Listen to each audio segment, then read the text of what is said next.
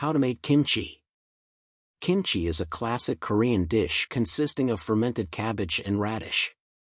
Its tasty, spicy flavor makes it an ideal addition to rice, noodles, soup, and other dishes that need a little something extra.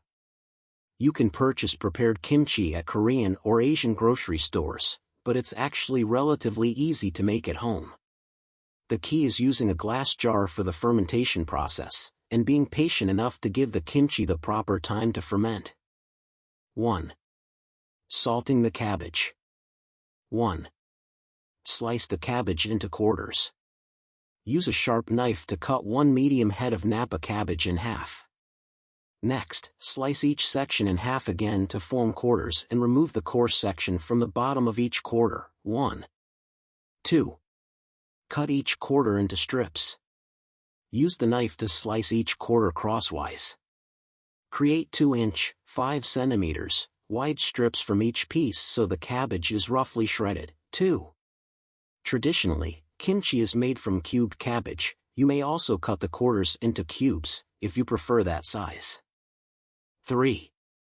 Combine the cabbage and salt in a bowl.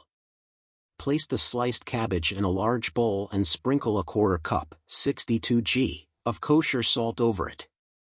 Use clean hands to gently massage the salt into the cabbage so the leaves start to soften. 3. You can substitute sea salt for the kosher salt. You can wear kitchen gloves to protect your hands if you prefer. 4.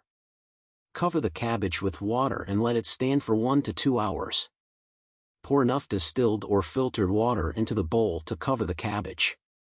Place a large plate on top of the bowl and set a heavy object like a jar or can on top to weigh it down. Let the cabbage soak in the salted water for at least an hour. 4. Chlorine in tap water can prevent the kimchi from fermenting, so it's important to use distilled, filtered or bottled water. Avoid soaking the cabbage for more than 2 hours or it may become soggy. 5. Pour the cabbage into a colander to drain and collect the brine. After the cabbage has soaked, dump it into a colander that's sitting in the sink.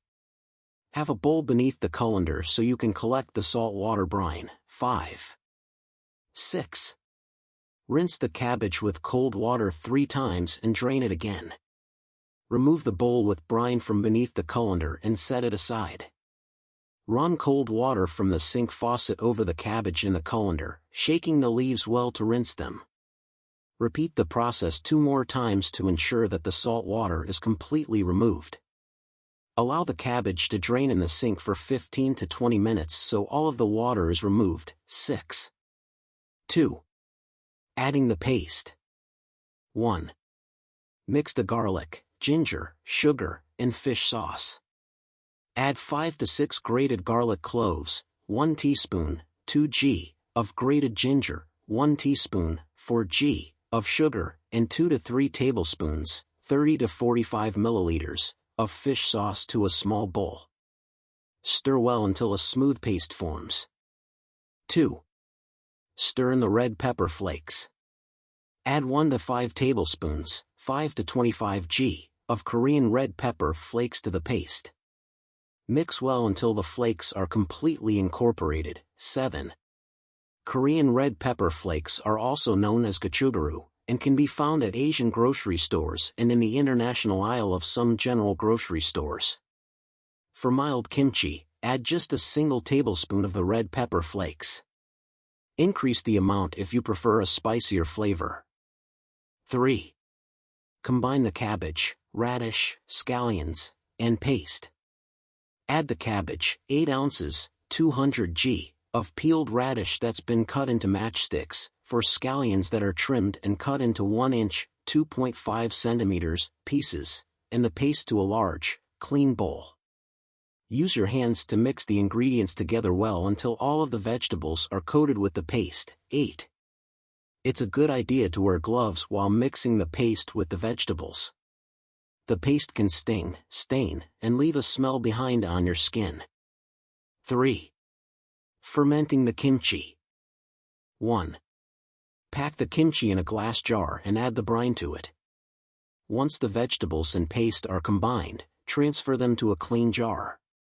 Pour some of the brine in as well, and press down on the vegetables until the brine rises up to cover them. Seal the jar tightly with a lid. 9. There should be at least 1 inch, 2.5 centimeters, of space at the top of the jar. If there's any brine left over after you cover the vegetables in the jar, you can discard it.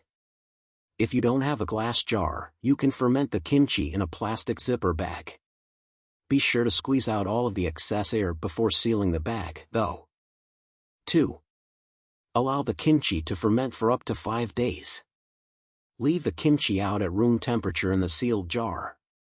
Let it sit for 1 to 2 days before opening the jar. Press on the kimchi with a spoon. If bubbles appear at the top, it's properly fermented. If it hasn't fermented, continue to let it sit, checking on it every day. 10. Another way to tell if the kimchi is finished fermenting is to taste it. When it has a tangy, sour flavor, it's ready. 3.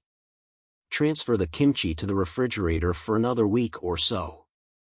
When the kimchi is fully fermented, place the jar in the fridge.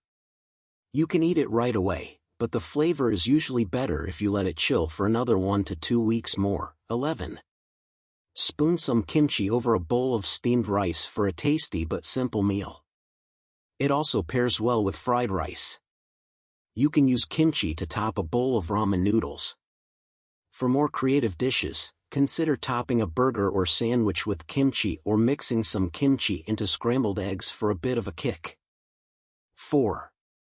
Store kimchi in the fridge for 3 to 5 months. As long as there's still brine in the jar, kimchi can last for several months in the refrigerator. You can usually tell that it's gone bad if brine becomes particularly fizzy with bubbles. 12.